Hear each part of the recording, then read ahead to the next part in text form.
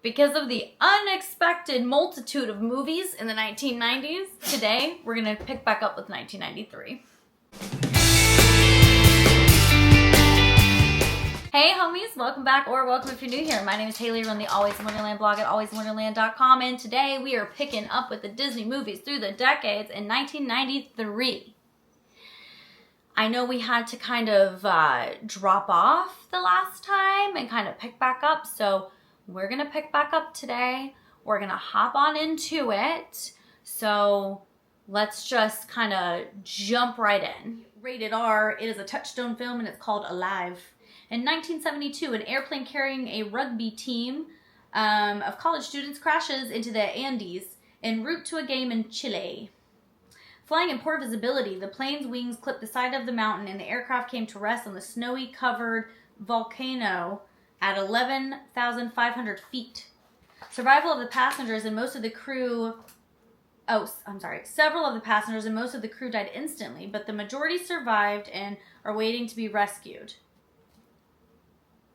I'm out. I'm stressed. No thank you.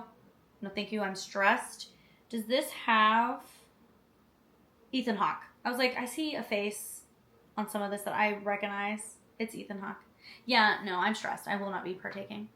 All right, Aspen Extreme. It's a Hollywood Pictures film. Two happy-go-lucky young men, Dexter and TJ, leave their humdrum jobs on the auto assembly line of Detroit and head to Aspen to become ski instructors and win the famous Power 8 competition. TJ enjoys instant popularity, while Dexter finds Aspen life more difficult. And after a disastrous rendezvous, my brain was like, what is this word? Rendezvous, because it's not pronounced, like, phonically, terrible. With the local drug ring, the two friends part. But their common dream of winning the Power 8 reunites them until Dexter is accidentally killed during a practice in the restricted zone. What? TJ vows to win in memory of his partner and with an admiring pupil wins the race. Well, that seems very sad. All right, next movie. Cemetery Club, the Touchstone movie. Three lifelong friends, Esther, Doris, and Lucille, all great names, suddenly find themselves middle-aged widows and discover the transition to the single scene both difficult and a challenge to their friendships. Lucille enjoys throwing herself into the over-50 single circuit and brings her friends along. Doris will have none of it. I'm kind of a Doris. Preferring to remember her past and a loving marriage. Esther finds herself reluctantly falling in love again with a charming widower, Ben. Conflict comes to a climax at a wedding party for one of their oft-married friends, Selma. Esther learns that Doris and Lucille interfered with her relationship with Ben, and she's bitterly angry. But she learns to forgive and discovers that she has the courage to live the single life and patch up her relationship with Ben. It sounds like Golden Girls, full movie, without the same amount of sass. But it seems cute. I mean, the picture, it seems cute. Here's a movie I will never be watching because I can't handle it. Homeward Bound, The Incredible Journey. When a young family decides to make a temporary move to from the country to San Fran, they must leave their beloved pets behind until they can return. Absolutely not. If you can't take my pets, I'm not going anywhere. Left in the care of a family friend, the three forlorn animals, Shadow, an aged golden retriever, Chance, an American bulldog puppy, and Sassy, a Himalayan cat, set off through the wilds of the Sierras to find their owners. Listen, I've seen like when they come home at the end, and I cry. I cry at the reunion, so like I literally cannot watch this. I refuse. It's like that other movie that we did was in the 60s. I think it was the 1960s. The other set, yeah, no, I'm not doing. Where like the pets go to find their owners. No, thank you. No, thank you. Next movie, it's a Hollywood Pictures movie, and it's called Swing Kids. In 1939, German youths Peter and Thomas enjoy American swing music despite its illegality under Hitler's regime. Hitler's harsh discipline, which crushes individuality, is sweeping Germany as the country prepares for full-scale war, and the two friends fight to remain loyal to their music. But soon Thomas is drawn into the Hitler Youth, absorbing Nazi principles and growing antagonistic toward his still independent friend Peter. A Nazi official takes an interest in Peter's family and talks Peter into joining the Hitler Youth also. For a brief time, Peter and Thomas believe they can have it all, Hitler Youth by day and Swing Kids by night. When a mutual friend, Arvid, who has remained a rebel, commits suicide after being badly beaten by Nazis, Peter realizes he cannot live contrary to his conscience. He rebels and is arrested. That whole thing just like gave me a lump in my throat. Sorry. I know I really need a new chair and trying my best. Gave me a lump in my throat and I'm unhappy and will not be watching that. No. Next. A far-off place. When an attack by an elephant poacher on her African home leaves a teenage girl, Noni Parker, and her visiting friend, Harry Winslow, orphaned, the two teenagers set off to find the one man who can help them, Colonel Mopani Theron, who leads an anti-poaching squad. With the help of a native bushman, Zabo, they set out on a 1,000-mile trek across the Kalahari Desert. Many dangers await them there, not the least being the hostile climate, but by sheer determination and courage, they reach safety and are able to get their revenge on the poachers. I'm stressed. I will not be watching that. No, thank you. But I hope if you saw it, it was a good movie and you liked it. This is a John Goodman movie and Melanie Griffith. Don Johnson. I've never seen this movie. It's a Hollywood Pictures movie and it's called Born Yesterday. Billy Dawn, a former Las Vegas showgirl and current mistress of millionaire Harry Brock, don't be a mistress, is forced into the political limelight of Washington, D.C. While Harry conducts a little tax business, he finds Billy to be social hindrance, so he hires savvy journalist Paul Verrill to make her over. In the process, Billy learns to think on her own and to understand the importance of her own individuality. When she falls in love with her handsome mentor, she decides to take matters into her own hands for the first time in her life and stand up to Harry. Learning that all of Harry's shady businesses are in her name, which gives her real control, she turns the tables on him. Don't be a mistress. Thank you. Next movie. The Adventures of Huck Finn. A carefree boy who hates his stifled existence under adoption to the widow Douglas and Miss Watson fakes his own murder and sets off down the Mississippi with a runaway slave, Jim, as a companion. Jim dreams of traveling down river to Cairo, Illinois, to buy his wife and children out of bondage. I'm crying on the inside. What is happening right now? Along the way, Huck and Jim escape a deadly feud between two neighboring families and meet up with two crafty con men, the King and the Duke. When these two attempt to steal the family fortune of the wealthy Wilkes family, Huck cannot stand for it and he tries to destroy their plot. His success brings him the gratitude of the Wilkes sisters who helped Jim buy back his family. Based on the Mark Twain book.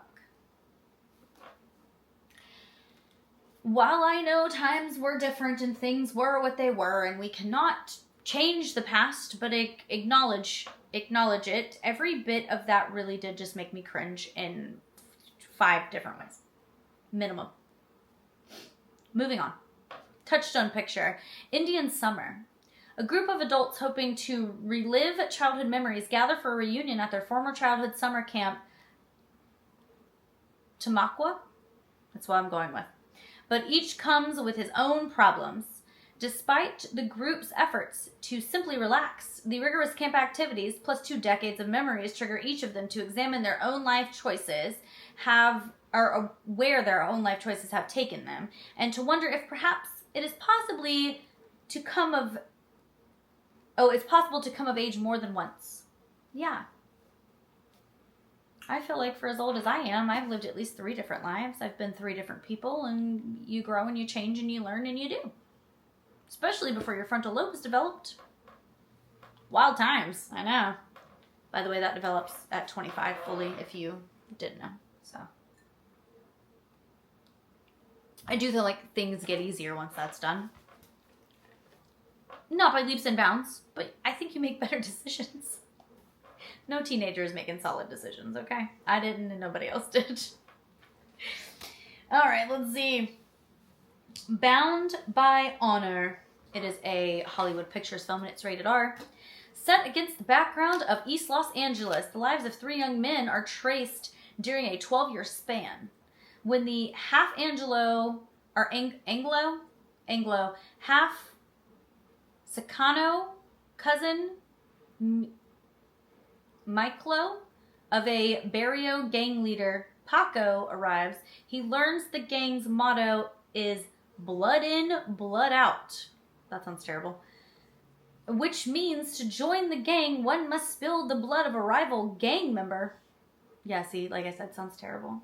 Amid increasing gang warfare, Miklo is arrested for killing an opposing gang leader and sent to prison where he finds gangs are powerful. Paco becomes an undercover cop, and while the lives of Miklo and Paco and their cousin Cruz go in different directions, they eventually realize they must look out for each other and they are truly blood brothers. No. Do not murder people. Thank you. Moving on. Oh my god, I love this movie. I say loved like I don't still love it. I love this movie. It is a Hollywood Pictures movie. It is Super Mario Bros. This ain't no game. Brother plumbers Mario and Luigi enter a subterranean kingdom, a world of men evolved from dinosaurs, where they attempt to rescue a pretty college student with an interesting heritage from King Koopa and sinister ruler of the underground. Listen, John Leguizamo, he's a good-looking man. Is a good-looking man? I haven't looked at him lately. What? Is he still good-looking? He's probably still good-looking. This was a great movie. I don't care what anybody says. I do not care what anybody says. Also, is anybody else excited for the Super Mario Bros. World in Orlando now? Have you been? Let me know. I'm not going to go for a while because I need it to, like, calm down a little bit before I embark on that adventure. Also, it's really just the fact of, like, I can spend 5 days in Disney for, like, 2 days at Universal. You know? Well, 3 days. It's a lot. It's a lot. I'm going to go back. Just not anytime soon. All right, Guilty as Sin. It's a Hollywood Pictures. It's rated R. Excuse me. Jennifer Haynes is a hotshot criminal defense attorney renowned for her ability to get anybody acquitted. Do you want to get anybody acquitted? Maybe not everybody. She is challenged to defend a playboy, David Greenhill, charged with murdering his wife, but finds him more complex and dangerous than she ever imagined. To her horror, she discovers that he is twisting the law and using his own disarming charm to continue his deadly schemes. With Jennifer as an accomplice, yeah, girl, see, you don't acquit them all, you know? After he is successfully acquitted, Jennifer must decide to put her life and career on the line and destroy him. This is why when I originally was going to school to be an attorney, I was like, yeah, I could do this. And then I was like, actually, no, I don't want to be a part of this. One of the best decisions I ever made. I tapped quickly. Next movie, Life with Mikey. Agent and former television child star Michael Chapman, who is co-running a third-rate talent agency with his brother, finds his big chance with the discovery of a young, streetwise urchin. You called her an urchin? Come on now. Angie Vega. She has a fresh, unaffected personality, and an ability to act her way out of any situation, including illegal ones. Some people are just good at talking. Michael comes to learn that his concern for Angie and her future welfare is more important than his own dreams of success. Good, good. You should care about the child for sure. All right, the movie What's Love Got to Do with It? It's a Touchstone movie. It's rated R. The story of singer Tina Turner's tumultuous life. She meets Ike Turner in a local nightclub. Ike is attracted to her and impressed with her powerful voice. With his help, the couple shoot straight to the top of the music world. I think because, I mean, it's a story about Tina Turner's life, and my mother loves some Tina Turner. Doesn't she have her legs, like, insured? Them legs, though. You know? Next movie is Son-in-Law, Pauly Shore. I love Pauly Shore. When a college co-ed, Rebecca Warner, brings home to South Dakota her weird resident advisor, Crawl, for Thanksgiving, the traditional-minded family is horrified, but slowly he's accepted by them as he helps each learn the value of his own individuality. It's a whole thing. I mean, come on. Pauly Shore on a farm? Who doesn't want to watch that? It's a great movie. Next movie, Hocus Pocus. Listen, if you haven't seen this movie, Max, be lighting that black flame candle, brings homegirls back to life. They try to suck the lives out of the children of Salem, but Winifred really only wants to suck the life out of Danny because she's a little foul-mouthed brat that called her ugly, and book gets stolen, and then they gotta send the witches back to whence they came. It's a great movie. If you haven't seen it, please go watch that. Fun fact, it flopped when it first released. For some reason, they released it in July. I don't know why. They released it in July, and it flopped. And, you know, now it's a cult classic, but it didn't do so hot when it first came out. Next movie is called Another Stakeout. It's a Touchstone film. In the sequel to Stakeout, Las Vegas police lose an important witness when their hideout is blown up by the criminals who want the witness dead. The search for the witness moves to Seattle, where 2 police detectives are joined by a female assistant DA in staking out a couple on Bainbridge Island. The trio pose as father, mother, and son and have as much trouble getting along with each other as they do with their surveillance. I'm sure it's comedically involved, and it sounds great.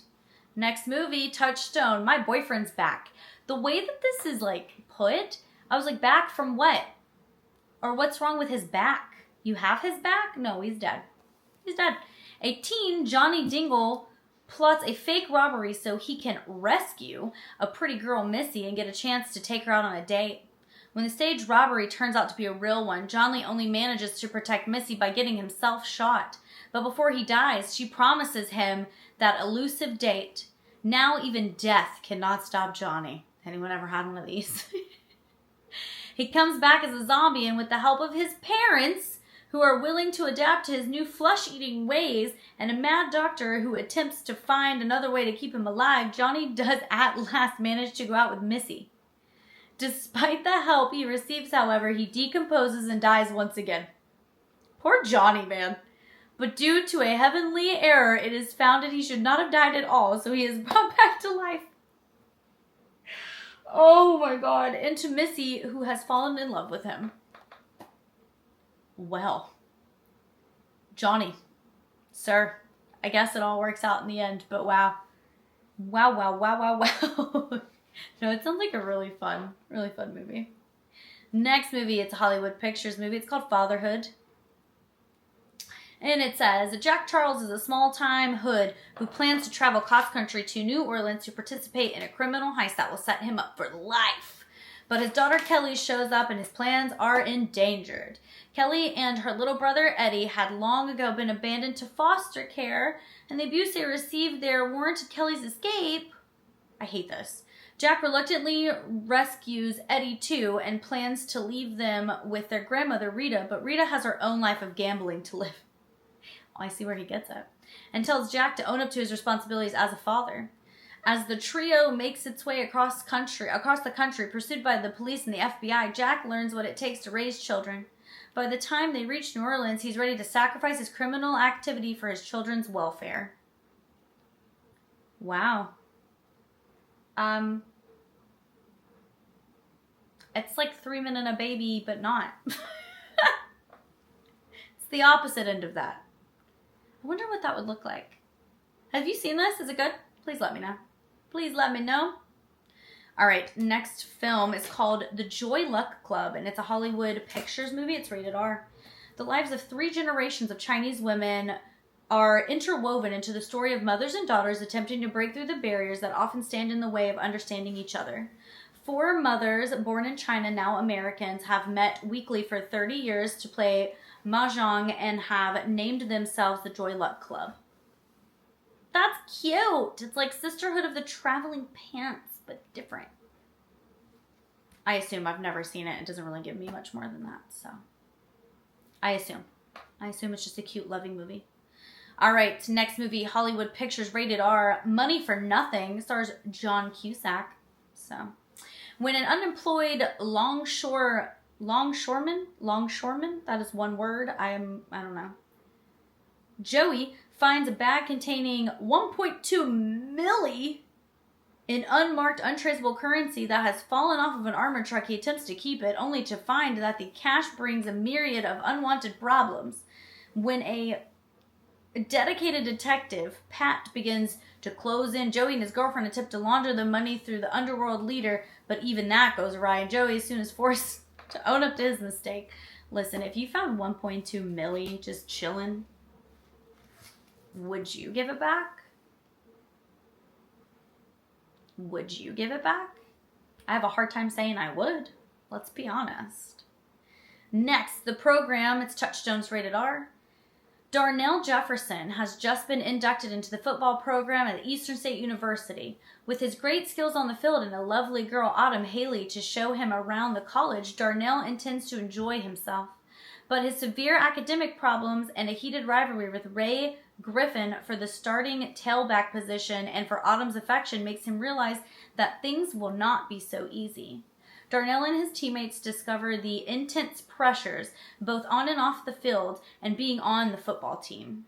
Sounds like one of those all-American college football movies. You know? This next movie, I love this next movie. It's great. If you haven't seen this, go see this. It's Cool Runnings. When three determined Jamaican sprinters fail to make the Olympics, they enlist a has-been sledding expert to mold them into a bobsled team instead, and add an expert go-kart driver to their group. Through many hardships, not the least being the fact that there is no snow in Jamaica, they make it to the Olympics and earn the admiration of the world. We're a Jamaican bobsled team. Yeah, it's a great movie. You should go watch it. Next movie, The Nightmare Before Christmas, which is Travis's favorite movie, and it doesn't give me... It just says Jack Skellington is the Pumpkin King of Halloween Town who, though busy, feels a void in his life. He basically tries to steal Christmas from Santa Claus, but makes Christmas spooky ooky, and it doesn't go well, because then the toys and stuff try to attack the people, and they don't want spooky ooky, because they already did that, so they just want, like, Christmas happiness, I guess. And yeah, it's a great movie, and if you haven't seen it, where have you been? And you should go watch that. It comes on every year for spooky ooky season and for Christmas season. You know, go watch it. Next movie, The Three Musketeers. The classic story of the young journeying to Paris to join the Musketeers, only to find a powerful cardinal plotting against them and attempting to make himself king. He is thwarted by the actions of the three Musketeers, Athos, Porthos, and Aramis. The cardinal dispatches the Count de Rochefort, a nefarious former musketeer, to kill them, and arranges for his cohort, Milady de Winter, to travel to England to make a secret treaty with the Duke of Buckingham, the true ruler of England. It's a medieval wonderment of Three Musketeers. And if you love that candy bar, let me know in the comments. I always find it amazing who still loves the Three Musketeers. I love a payday. Ask a kid what candy bar they want. Not any kid ever says a payday. I love a payday. What's your favorite candy bar? Let me know. Next movie is a Sister Act 2. It's a Touchstone movie, and honestly, hot take, it is better than number 1, in my humble opinion. The first one, I get it, okay. But number 2, so much better. So much better. The sequel has Dolores Van Cartier as a successful Las Vegas nightclub singer being asked by the nuns of St. Catherine's Coven to lead a choir in an inner city school in San Fran. Having trouble with rowdy teenagers and shrinking budgets, the sisters enlist Dolores to masquerade as Sister Mary Clarence and help save the school from being closed. She transforms her music class into a first-rate choir and enters them into Los Angeles choir competition where they go all out and win first prize. It's a great movie. It's a lot of fun, and you should watch it. Tombstone. It's a Hollywood Pictures movie and it's rated R. Wyatt Earp and his wife Maddie arrive in the booming silver town of Tombstone, intended to settle down with the rest of the Earp clan. Leaving his violent life as a Kansas lawman behind, Wyatt wants nothing more than to run a gambling establishment with his brothers Virgil and Morgan. But peace for the Earps is not to be. A feud between the Earp brothers and an evil gang, the Cowboys, culminates with the gunfight at the OK Corral, but the victorious Earps are hunted by the surviving Cowboys, headed by Johnny Ringo and Curly Bill, who seek revenge. It's a good old school cowboy movie, and you should watch it. Also, a lot of people quote Tombstone, so there's that. I'm going to pause really quick before we get into 1994 because I need to change out my battery or we're not going to make it, friends. So let me change out my battery and I'll be right back. Okay, homies, we're back. Next movie, Cabin Boy. On his way to a luxury ocean cruise, Nathan, an insufferably spoiled rich kid, mistakenly boards the filthy whore. I didn't do it. A dilapidated fishing trawler populated by a crew of old salts who turn his life of leisure into misery as their cabin boy. Feels like that kid got what he deserved, That's funny. All right, next film. It's a Hollywood Pictures film, and it is The Air Up There. An assistant college basketball coach, Jim Dolan, is a competitive sportsman with a goal of taking over when his boss, Coach Ray Fox, retires. However, in order to be considered for the position, Jimmy needs to prove that he knows how to recruit star talent. Since all the best players are signing with competing schools, the chances for Jimmy's advancement looks bleak until he gets a wild idea to scout for a wonder player in Africa. In Kenya, he discovers a tall Winabi warrior who cannot be dazzled by fast-talking recruiting techniques and promises of wonders of gifts and flashy cars. Jimmy's high-pressure techniques clash with the local customs, but he's finally able to prove himself when the tables are turned and he himself is recruited by the Winabi to help coach their misfit team so they can beat the team of the neighboring tribe. It sounds interesting. Is that Kevin Bacon? It's Kevin Bacon. Kevin Bacon. Well, he wasn't dancing in this one that I'm aware of. Next movie, Iron Will. 1917, young Will Stoneman's life is turned upside down when his father is killed. Jack Stoneman had planned a bright future for his son, including sending him to college. In order to win a $10,000 prize needed to save the family from financial ruin, the courageous young man and his loyal team of sled dogs embark on a treacherous cross-country race on a 522-mile course from Winnipeg to St. Paul. I'm stressed.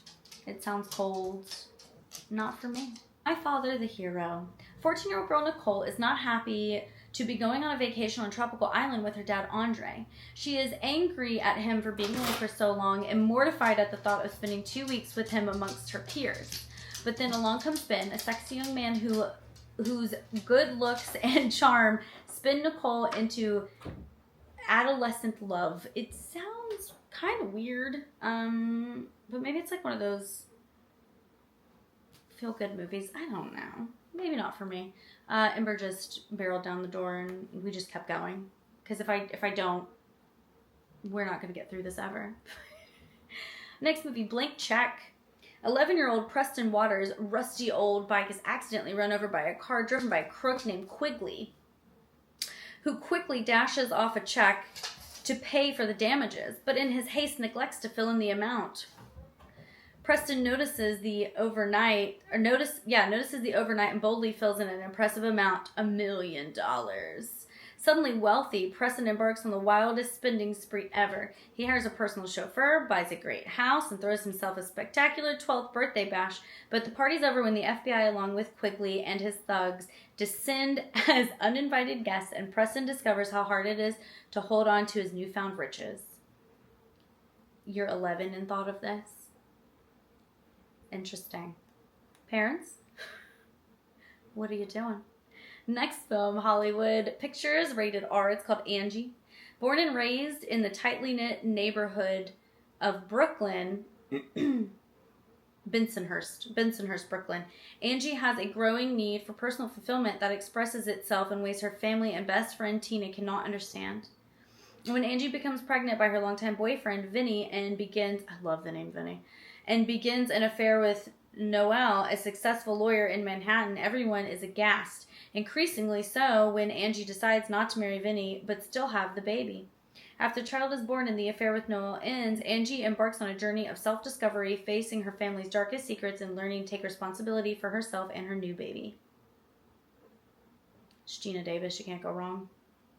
Next movie. The Ref. It is a Touchstone movie. It's rated R. An inept cat burglar, Gus, sets off a booby-trapped alarm system, and his haste to escape grabs two obnoxious hostages. Caroline and Lloyd. You called him obnoxious? They've just been taken as hostages. My goodness.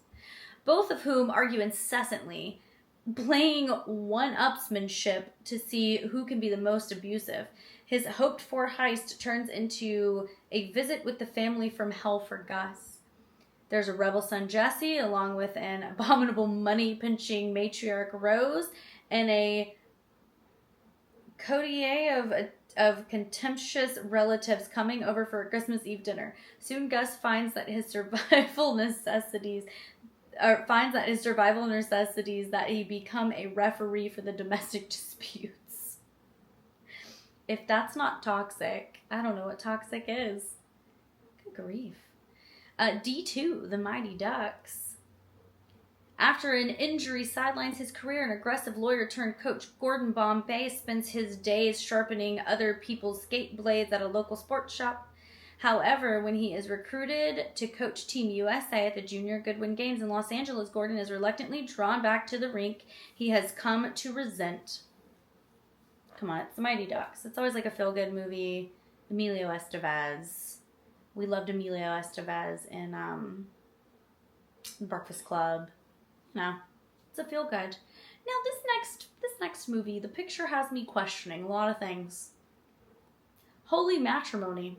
When sassy and streetwise Havana loses her criminal husband and is forced to hide out with his relatives, a wholesome, strict colony of religious disciplines known as Hutterites.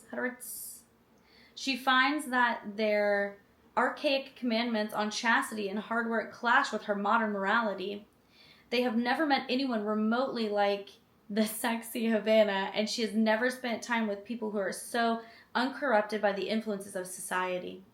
While she goes along with their rules and regulations in order to buy time to find stolen money hidden on their property, she's aghast to discover that because of a part of their religious law, to remain in the colony, she must marry the 12-year-old brother of her former husband.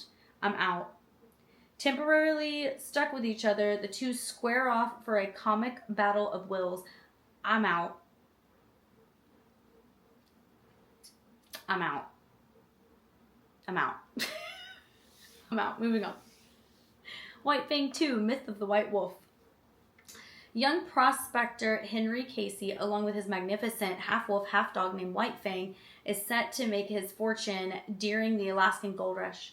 After being separated from White Fang after a canoe accident, Henry is found and nursed back to health by a beautiful Native American girl named Lily and her uncle Moses. Moses tries to convince Henry that he carries the spirit of the White Wolf and should stay with the starving tribe because he may have the power to bring back the caribou. I wouldn't watch the first one. I'm not going to watch the second one, you know, the stress. Next film is a Touchstone film. It's rated R. It's called The Inkwell. The ritzy resort island of Martha's Vineyard is a vacation haven where the rich relax at the famous Inkwell Beach, and where in 1976, 16-year-old African-American Drew Tate is about to spend a summer holiday with wealthy relatives. There, he learns to combat his shyness, meet members of the opposite sex, and come of age. It's a come-of-age feel-good story. We love those. Next Touchstone movie, rated R, When a Man Loves a Woman. Is anybody else singing it in their head? Alice and Michael Green have a marriage filled with genuine passion, caring, and sharing as they are raising two beautiful young daughters. However, beneath the surface of their loving family relationship simmers a painful personal secret Alice has been keeping not only from her loved one, but also from herself. She's an alcoholic, and when her family realizes this, they must embark on a courageous struggle to pick up the pieces of their lives and deal head-on with Alice's problem. It's like a real life problem that a lot of people have, so I feel like it probably hits a lot of people, you know. Next, The Renaissance Man. It's a Touchstone film. When a middle-aged advertising executive, Bill, loses his job, he realizes he's not only qualified to do anything, he realizes he's not really qualified to do anything else. I feel the same way sometimes. Finally, an imperious unemployment office counselor, finds Bill a short-term assignment teaching basic comprehension to a group of borderline washouts at a nearby army post. Wow. Hesitantly, Bill accepts the job, but then has the difficulty adjusting to the regimentation of life on an army base and in communicating with recruits. It sounds like it would be fun. I mean, honestly, it's Danny DeVito, so it's just a lot of yelling and, like, sassiness, which is great. The next movie is The Lion King. Young lion cub Simba struggles to find his place in nature's circle of life and follow the regal paw prints of his father, the great King Mufasa, after his father is killed by a treacherous Uncle Scar. Scar convinces Simba that he's responsible for his father's death and urges him to run far away from the Pride Lands and never return. And then he comes back and he takes it all back from Scar because Scar's a jerk. We've all seen The Lion King. It's over 30 years old at this point, but dang, is it a great movie. 10 out of 10. If you haven't seen it, what are you doing? Go watch that. Next, I Love Trouble. It's a Touchstone movie. Sabrina Peterson, a cub reporter on the Chicago newspaper, has a resourcefulness and quick wit matched only by her competitive spirit, which spells trouble for seasoned columnist turned novelist Peter Brackett, who works for the rival paper. They try to outwit and outscoop each other when they are both sent to cover a train wreck where they unearth evidence of corruption and murder. Running into each other everywhere they turn, they nearly get themselves killed, scrambling for the ultimate front page story. Along the way, they gain new respect and love for each other. We love. Do your thing, but also, like, collab. It's fine. I'm shifting. Sorry. I'm trying to make it through this, you guys. There's just so many. Angels in the Outfield, next movie. A foster child, Roger, is told with grim humor that there is about as much chance for his family getting back together as there is the last place Angels baseball team to win the pennant. How rude. But miracles do happen. When 11-year-old Roger prays for divine intervention, a band of real angels, including one named Al, answers the call. Although nobody except Roger can see or hear these heaven-sent guardians, it is not long before hot-tempered and skeptical team manager George Knox sees the extraordinary evidence of something magical helping his team out of the basement and into the playoffs. With the Angels' presence being felt on and off the field, the players and young Roger discover the power of believing in dreams and finding the courage to never give up hope. Yeah, it's a great movie. Yes, it's baseball, but you don't have to be into baseball to love it. So go watch it, because it's a great movie. It's also slightly a tearjerker, from what I remember. In the Army Now, it is a Hollywood Pictures film. And if you see my arm moving, it's because Ember is demanding scratchy scratches. Bones Conway is not ideal Army material, but that doesn't stop him from joining up for a hitch in the reserves in order to cash in on all the great perks, including free room and board and steady salary for doing minimal work. That's not how that works. Good grief. He manages to bluff his way through basic training, but is then shocked to find his unit called up for service in an African desert. He ends up not only battling the rules and regulations, but also power-hungry authority figures and would-be dictators. Let's hope he gets his stuff straight. It's not an easy job. So, get your stuff straight. Color of Night. This is a Hollywood Pictures film, and it is rated R. Haunted by the bizarre suicide of a patient, New York psychologist Dr. Bill Kappa abandons his successful practice and relocates to Los Angeles. He soon finds himself entangled in an explosive sexual relationship with a beautiful but enigmatic woman named Rose, and the investigation into the brutal murder of a friend and colleague, Dr. Bob Moore. After he is persuaded by a police detective to take over his friend's counseling sessions, he is shocked to discover that the fanatic murderer, probably one of the group, is now stalking him. That sounds crazy. Is that...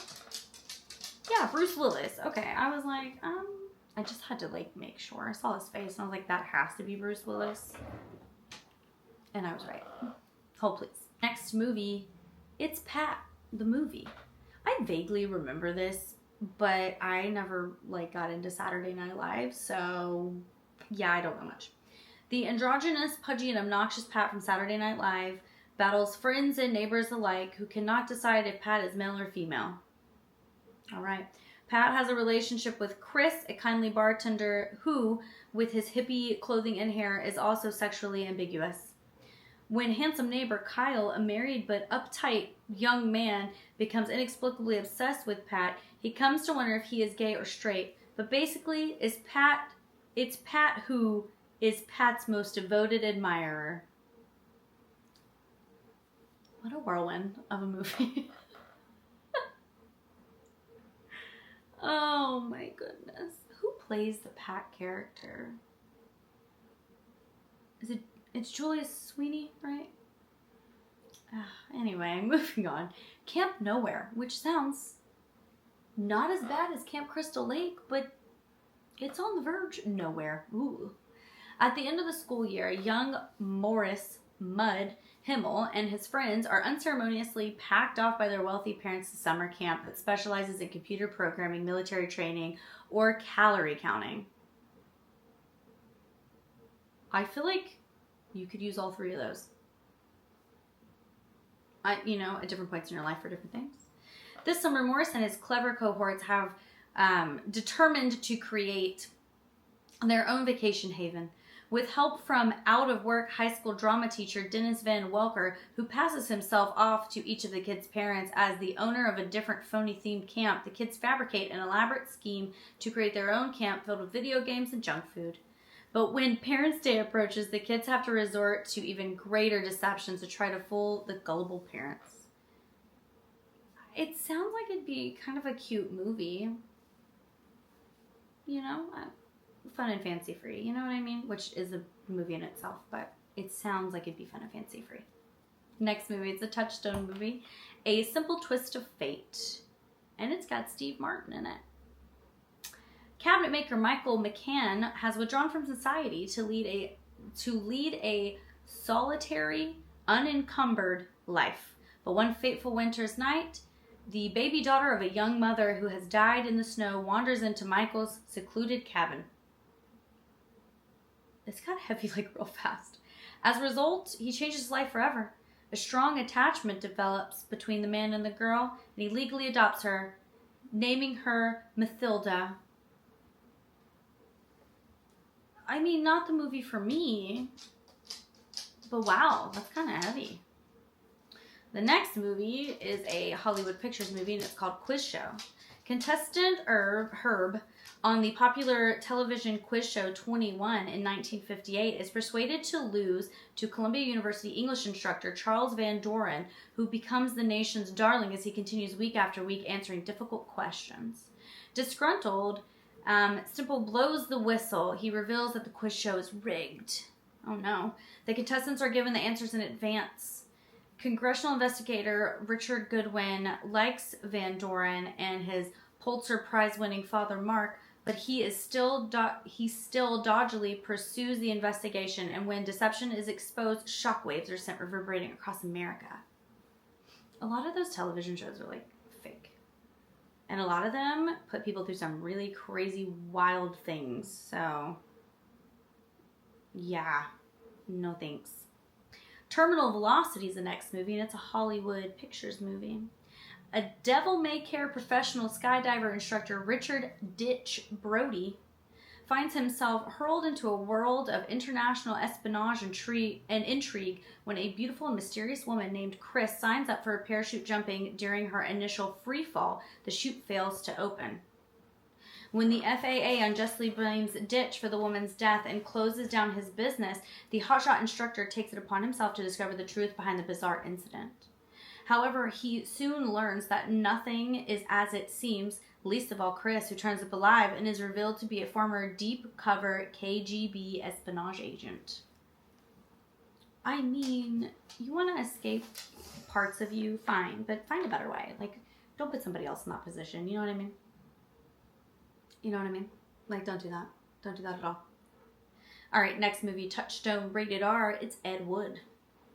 Edward D. Wood Jr., an eccentric actor, writer, director, has only one thing going for him, an optimistic spirit that remains indomitable despite his obvious misguided career choices. Oof, misguided career choices. Say it louder for me because I don't listen. Just kidding. I love my job. It's like one of those, if you knew then what you know now, you would make different choices based on where you want to be.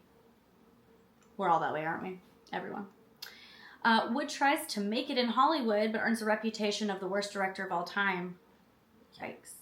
He has a fetish for wearing women's clothes, and he gathers around him a bizarre band of characters, including the down-and-out screen legend Belga Lugosi, television horror queen Vampira, Hulk Swedish wrestler Tor Johnson, psychic Criswell, and highbrow... I don't know if that word is used anymore or not, but I'm reading verbatim. It is quoted like verbatim here, but I don't know if that word is still used. Moving on. Bunny Breckenridge. Bunny. When you call somebody Bunny, it's like a cutesy name. Wood creates ineptly made, offbeat, low-budget, independent films that somehow turn out to be culture's classics and turn their director into a legend. I mean, that sounds like a wild ride. Who's in this film? Is there anyone I know? Yeah, of course, Johnny Depp. Sarah Jessica Parker. Martin Landau. Patricia Arquette. Bill Murray. Why have I never seen this? Why have I never seen this? I would like to see this. If you've seen this, let me know. How was it? Next movie, The Puppet Masters. And it didn't have a direct, it said look up The Puppet Masters. That's what the description was that it gave me. But it's a Hollywood Pictures and it's rated R. And it says... Robert A. Heinlein's 1951 science fiction novel, The Puppet Masters, follows a secret service organization as they confront an alien invasion. The parasitic aliens resembling slugs land in Des Moines, Iowa, and take control of human bodies through the nervous system. So I'm assuming the book and the movie... You know how it is with like Harry Potter, like the books are way more in depth, but you get what I'm saying. Like, I almost dropped my phone. You get what I'm saying, the vibes. They're vibing. So... that sounds cool. I can't believe I've never heard of this, and I would like to watch that. Next movie, Squanto, A Warrior's Tale.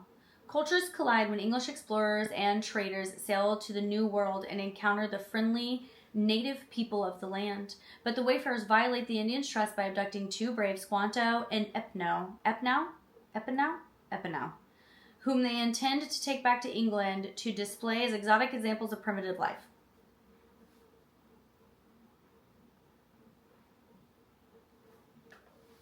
Not the movie for me.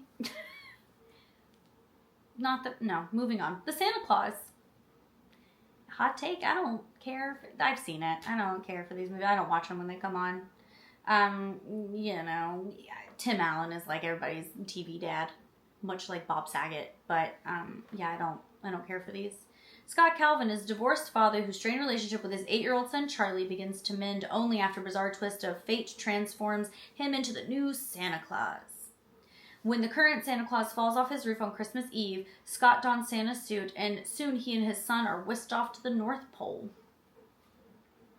It's a fun movie. It's a fun story. It's just personally not my, go-to Christmas movie. And honestly, they played the Santa Claus and the Santa Claus 2 way too much this past year, and I was over it. Over it. So if they could not do that, it was Freeform, and I know Disney owns Freeform, so if you could just not do that, that'd be great. Thank you. All right, next, Hollywood Pictures rated R, a low down dirty shame. That's like a good insult without being grotesque. Andre Shame has been fired from the police force because of a botched drug bust, so he is now down on his luck, working as a private investigator, taking big risks for small rewards. He has a trusty secretary, Peaches, looks like the mammoth from Ice Age, whose resourcefulness and feistiness are often necessary to get him out of a jam, and he is tough talking and knows the ways of the streets. When he is retained by DEA agent Rothmiller to track down $20 million, I could use that money right now, and missing drug money, he finds himself facing the notorious Ernesto Mendoza, the man he thought he killed in the failed drug raid.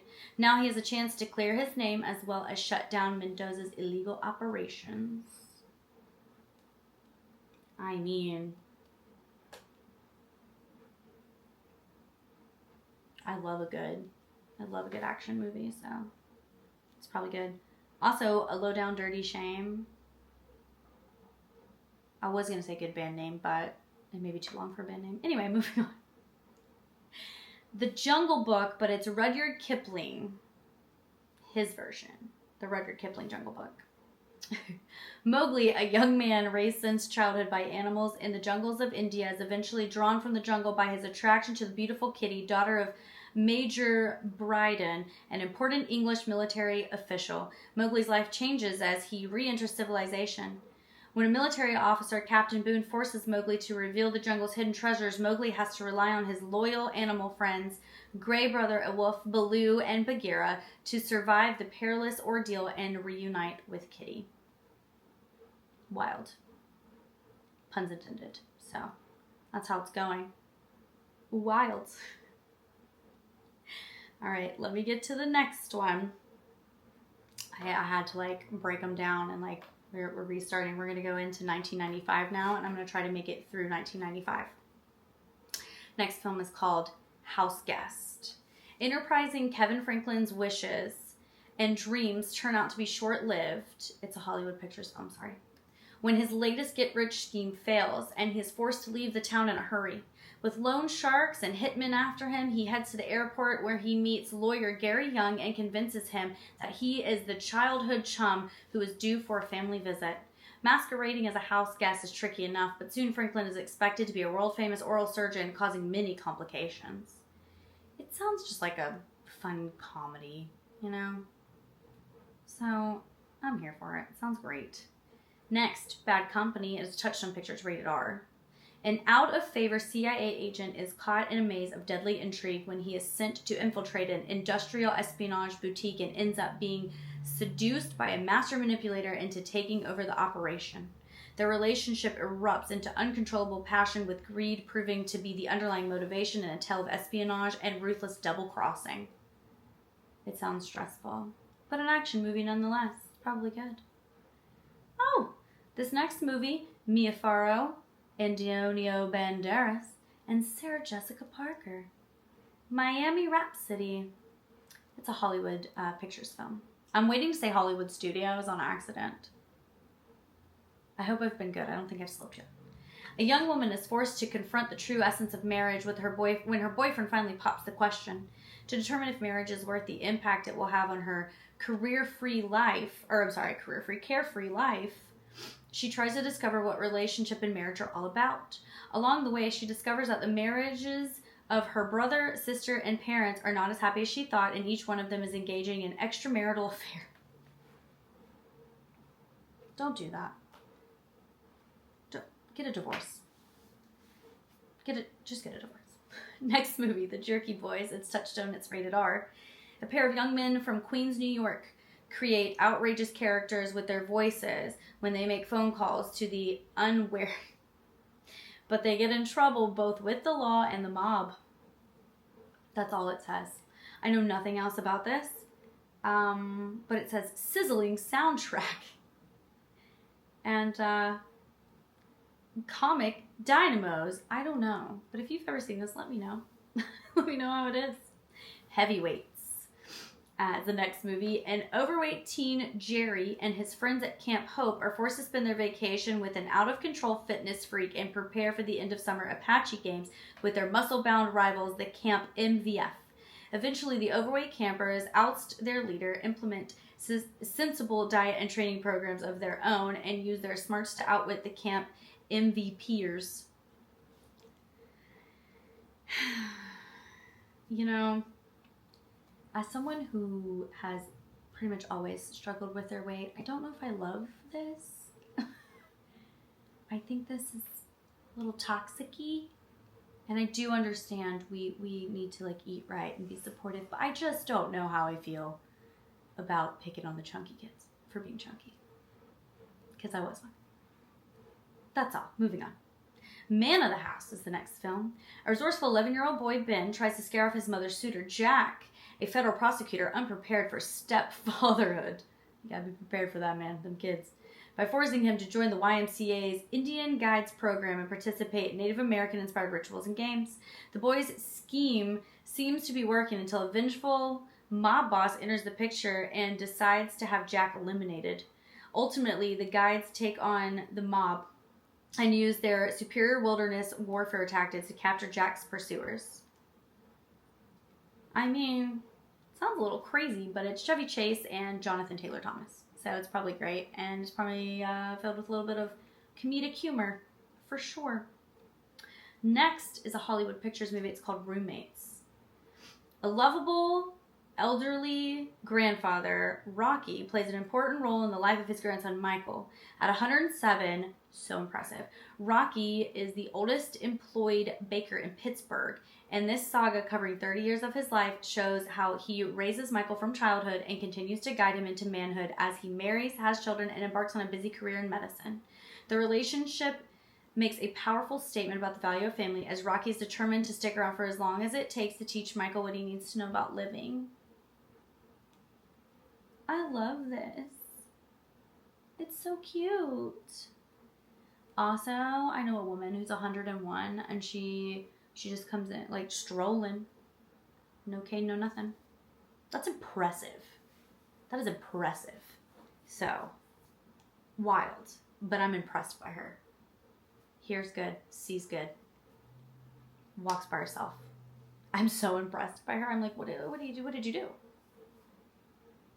She said, you just be nice and love everybody. And I said, dang it, Barbara. Yeah. But what else? What are you eating? Them Japanese sweet potatoes? Tell me your secrets. She's very cute, though. Also, that's not her name, just so anybody knows. That was my go-to name. All right, Tall Tale is the next movie. And it says, a strong-willed boy conjures up a trio of legendary Old West characters, John Henry, Paul Bunyan, and Pecos Bill, to help him save the family farm and their entire way of life on American frontier. With the help of his larger-than-life pals and a steadfast determination, the boy heroically confronts the bad guys to achieve the impossible. That sounds like a really fun Western, and it sounds also like, is he conjuring ghosts? The spirit of, you know? Interesting. Let me know if you've seen it. Funny Bones. I'm looking at the cover of this, and this looks interesting. Comedy. It's in the timing. It's in the material, but mostly it's in the bones. It's a Hollywood Pictures movie, and it's rated R. A young comedian, Tommy, tries to succeed, but living in the shadow of his famous father, George, flees to Blackpool, England, where he spent the first 6 years of his life and where he hopes to find the perfect physical comedy act. While auditioning acts there, he discovers dark secrets about his father's past. Most importantly, that he has a half-brother. Ooh. So it's like a drama around comedy. I'm shifting. It looks just from the cover like it would be a really fun movie, so I hope it is. Next movie is a Touchstone movie. It's Jefferson in Paris. Historical drama about Thomas Jefferson's 5 years, 1784 to 1789, in romantic, politically charged, pre-evolutionary Paris, where he was originally appointed by the Congressional Continental Congress to assist Benjamin Franklin as a minister of the court of the King Louis, but later took over the post when Franklin returned to America. There's probably a bunch of steamy hot takes in this. And I wonder, historical accuracies? I don't know. But if you know, let me know.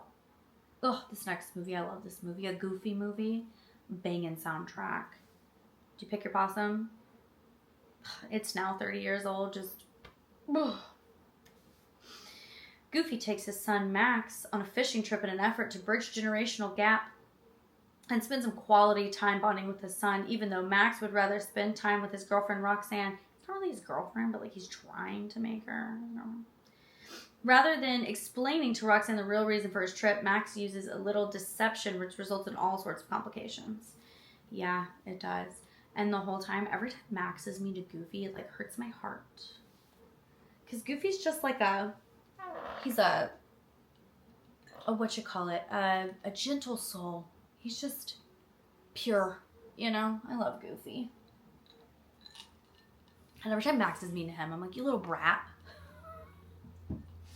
Stop that. I got a soft spot for the goof, okay? Soft spot. Next movie. It's Hollywood Pictures movie. While you were sleeping, Lucy is a subway token booth worker at the Chicago Transit Authority who falls in love with a stranger from afar.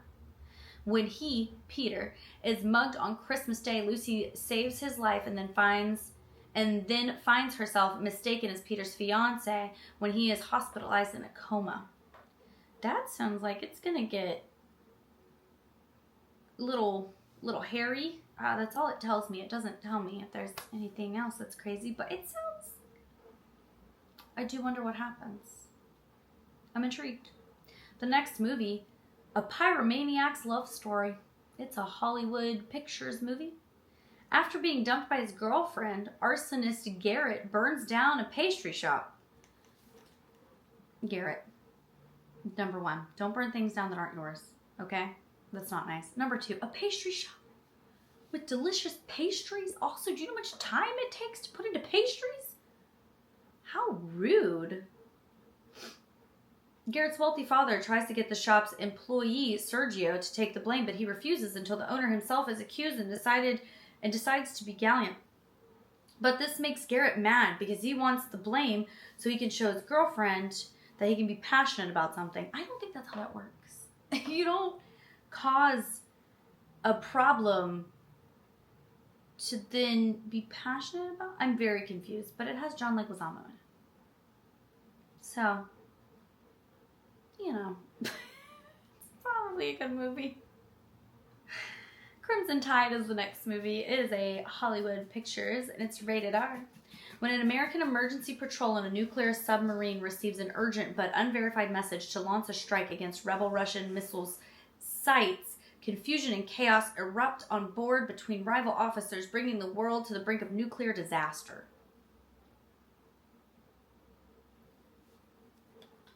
Nuclear stuff makes me physically uncomfortable for all obvious reasons. Have you guys seen the movie Oppenheimer? Oh, that movie is phenomenal, number 1, and you should go watch it. You know, it came out the same time as a Barbie movie, and people were picking between the two of them, and I'm not going to lie to you. I was like, Barbie movie, yeah, while I love Margot Robbie, I'm cool. I went and saw Oppenheimer, though. Phenomenal movie. If you didn't like it, I'm really sorry. But I loved it. It was a great movie. However, like I said, nuclear stuff, it's not for me. It makes me uncomfortable. Next movie, and it's got Drew Barrymore and Chris O'Donnell in it. And listen, Chris O'Donnell, I'm pretty sure, correct me if I'm wrong, but I'm pretty sure he was Robin when George Clooney was Batman. And honestly, that movie would have been better had it had the correct time spent. But you put too many villains and too many heroes in it, and it didn't have enough time. It was too short of a movie, in my opinion. They just wanted to give us stuff to look at. Tell me I'm wrong. I don't think I am. Anyway, it's called Mad Love. It's a Touchstone picture. Two teenagers, Matt and Casey, are involved in a passionate affair during which Matt abandons everything he has worked for to follow Casey on a cross-country trip. Eventually, he discovers an irrational and dangerous side to Casey and must find a way to release her from his life. Drew Barrymore, what are you doing? Are you... Girl. It sounds like a chick flick. Not necessarily my go-to movies, but it's probably great because it's freaking Drew Barrymore, let's be honest. I love her. Or like 50 First Dates. I could have done without Charlie's Angels. It was fine, whatever, but like 50 First Dates, I love that movie so much. Next movie is Pocahontas. It's the first Disney animated feature based on historical fact. Is it? Pocahontas tells the story of the meeting of the English settlers in Jamestown with the local tribe of the Indians. The adventurous young Native American woman Pocahontas, along with her constant companions Miko, a raccoon, and Flint, a hummingbird, visit Grandmother Willow, a counseling tree spirit, because she is uncertain about the path her life should take. Now, I don't think the original Pocahontas, was her name Pocahontas? I don't think it was. Was it Pocahontas? I'm trying to remember history books. I don't think she went willingly, and I don't think it was instant love. I think there are some historical inaccuracies. Maybe I'm mistaken, but it says, based on historical fact. I think there's some parts missing. Just maybe. Judge Dredd is the next film. It's Hollywood Studios and it's rated R. In the 22nd century, Mega City 1 has become a haven for millions of people from the surrounding towns and rural areas destroyed by war and ecological disaster. That sounds terrifying. Thrown together and confined in cramped, overcrowded, monolithic apartment buildings with no hope of employment or a better future, they strike out at each other, rocking the city with rioting and unrest. That's what you shouldn't do. Since regular law enforcement cannot maintain order amidst such monumental chaos, it says chaos, I'm sure they meant chaos, Judge Dredd is created as part of a top-secret DNA experiment, the Janus Project. In his mind are all the great minds of jurisprudence, and he is one-man police force, judge, jury, and executioner. And it's Sylvester Stallone. Who better? Who better to play that? I've never seen it, but I mean, you know, it sounds like a Stallone part, minus when he did Rhinestone. Operation Dumbo Drop is the next movie. A U.S. Army captain, Sam, wrapping up his final tour of duty in Vietnam, finds himself trying to replace a village's prize elephant, which had been caught in crossfire between American troops and the North Vietnamese. The task of moving a grown elephant across 300 miles of mine-laden, enemy-infested jungle is more than Cahill had counted on. When travel by road and river does not work, the intrepid crew decides to parachute the elephant using a very big parachute. As long as that elephant is fine, we're fine. But the stress of parachuting an elephant, the poor elephant. Yikes. Dangerous Minds is the next movie. It is a Hollywood Pictures movie and it's rated R. Luann Johnson teaches high school English to a group of tough inner-city teenagers who have already accepted defeat. Her unconventional approach at instilling motivation and self-esteem in her students causes her many problems with a well-meaning but entrenched education establishment that tries to thwart her efforts at every turn. There's a lot of movies like this. Robin Williams has been in one. Whoopi Goldberg has been in one. The guy that plays in To Sir with Love, whatever his name is. I'm really bad at certain actors.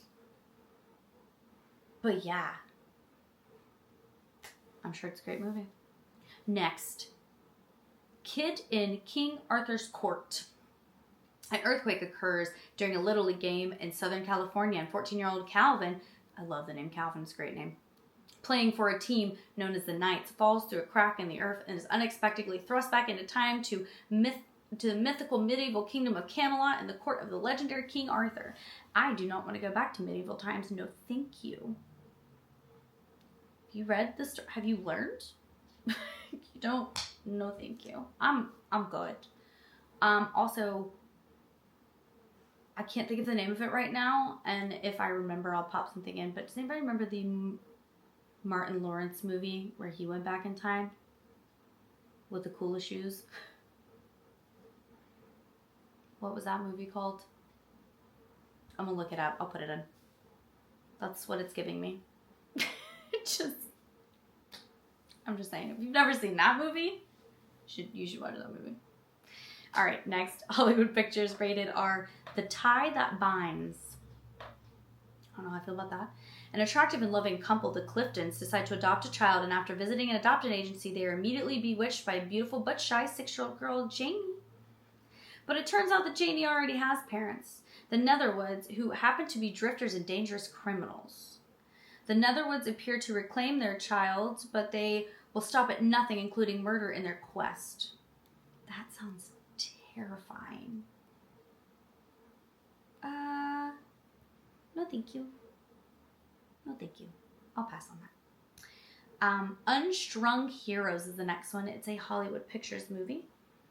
Stephen Lids is a 12-year-old, and his world is falling apart. 12 is such a hard age anyway.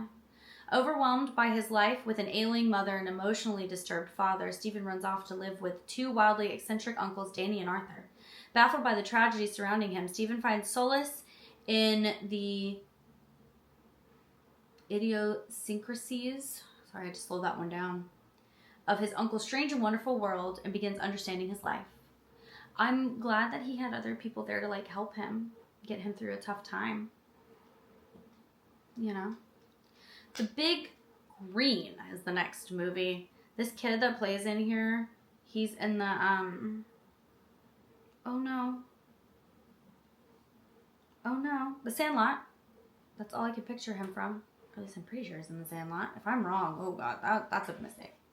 The arrival of British schoolteacher Anna Montgomery to the small town of Elma, Texas, and her determination to create a winning soccer team among the kids creates many changes in the drab town. She is helped by Sheriff Tom Palmer, who's anxious to best his rival, Coach Jay Huffer from the big city. I mean, create that soccer team, girl. I feel like one person just wanted, revenge, and the other person was just passionate about soccer. So, as long as everyone's happy. Hollywood Pictures rated R, Dead Presidents. And this is kind of a terrifying, Alright. Young African-American buddies return from the war in Vietnam to find things changed at home. Their neighborhood is disintegrating, ravaged by drugs and chronic poverty. To try to save themselves, they turn to acquiring dead presidents, cold hard cash, by any means necessary, even if they end up paying with their lives. That makes me sad and I'm stressed. So, yikes. No, thank you. Touchstone, rated R, Feast of July. Bella Ford is a young woman setting forth in winter on an arduous journey to locate, journey to locate Arch Wilson, the lover who abandoned her. Why? Why are you gonna go find that guy? Well, who cares? Suffering a grave personal misfortune along the way, she finds shelter in the home of Wainwright family, whose 3 sons, Jed, Con, and Maddie, eventually battle among each other for their affections of their enchanting and mysterious guest. But much courtship, Bella agrees to marry the middle son, Con, but tragedy strikes again when the man for whom she has been searching reappears, triggering a series of dramatic events which will forever change the lives of all concerned. An old-timey tale. You already married. That guy left you. Girl. You don't need him. You don't need him, girl. Stick with your husband. The next Hollywood Pictures rated R, it's The Scarlet Letter. a retelling of Nathaniel Hawthorne's timeless classic. Set in 17th century Boston, this romantic drama follows the sensational life of a bright and beautiful woman who becomes a social outcast when she bears the child of a respected reverend and refuses to divulge the name of the father. Shunned by the townspeople for who her indiscretion... Shunned by the townspeople for her indiscretion and threatened with the loss of her child, she bravely bears the mark of disgrace, a scarlet A, until an Indian attack unites the Puritans and causes them to reevaluate their attitudes and laws. I feel like the whole literary thing is just scandalous, at this point, but I need to read the book. I've always wanted to read the book. I really need to. It's on my list. Just haven't got there.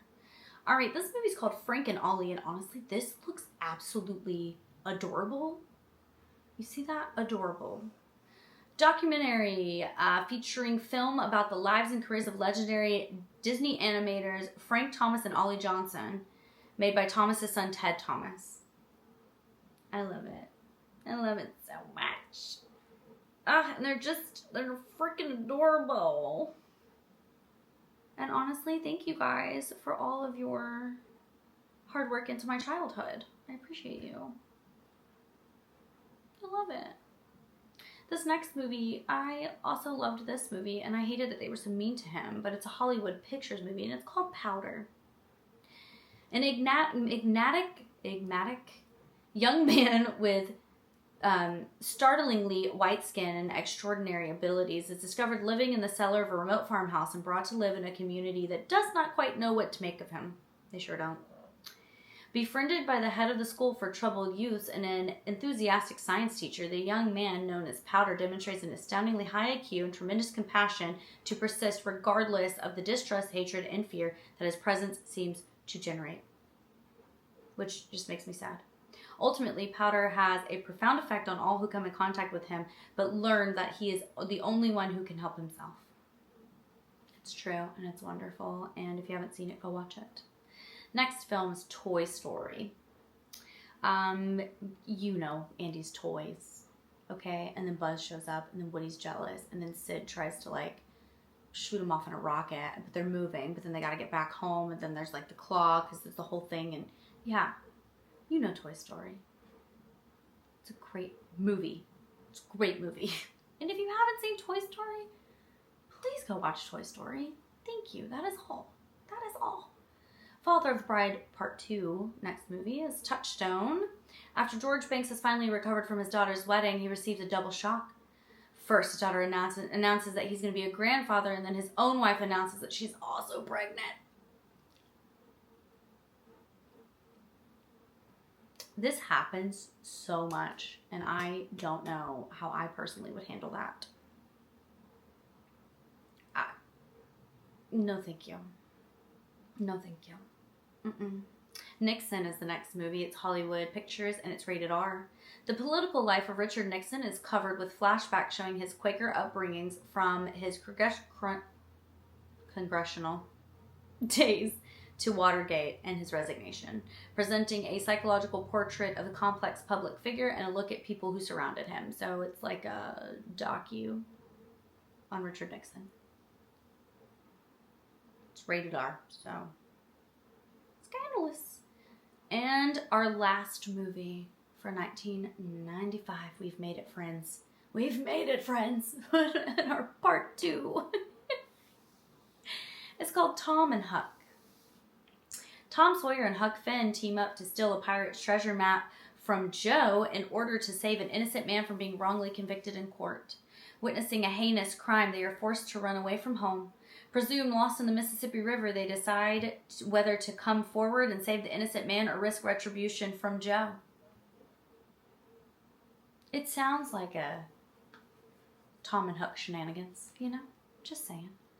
But I'm sure it's a cute movie. Is that Jonathan Taylor Thomas again? Yeah, it is. Is there anybody else I know in this one? Not off the top of my head. Based on the Mark Twain book, The Adventures of Tom Sawyer. So, anyway, yes, we've made it through Thanks for bearing with me for me having to split these in two. This is also going to be like an hour long or more, and I apologize, but we're really trying to get through it. So part 1 was 90, 91, and 92. Part 2 is 93, 94, 95. And then I'll do part 3 and I'll make it 96, 97, 98, and 99. That's my plan. I'm going to do research into them. And if I feel like I can get it done with the 4 years, then I'm just going to like plow through it and do it. And if not, I'll split it up. But I didn't realize this was going to be like this. So that means the 2000s really also make me nervous. But we're going to get through this. Let me look really quick and see what our top grossing movie was for these 3 years. And I'll be right back. Okay, friends. Disney's top grossing film from 1993 to 1995 was The Lion King. Are we surprised by this? I'm definitely not surprised by this. So our two competitors are Aladdin from the first set of years and then Lion King from the second set of years. And honestly, I can't wait to see who's going to win out. Like what, over this whole decade of all these movies, who's going to be the top grossing. So I'll see you guys in the next one. Like and subscribe for more of this shenanigans. And we're going to get there together, okay? I hope you guys have the best day, and I will see you in the next one.